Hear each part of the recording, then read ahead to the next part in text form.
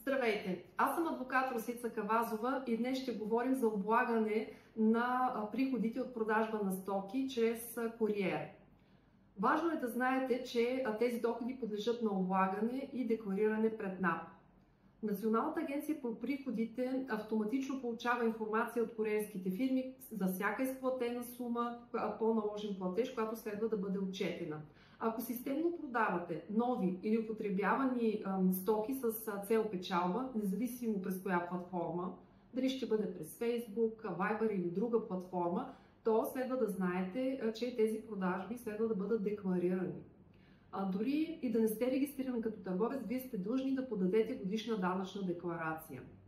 Санкциите при укриване на доходи са доста големи, затова използвайте компетентна правна помощ при определяне на самият данък. Вие бяхте с адвокатска кантора Кавазова.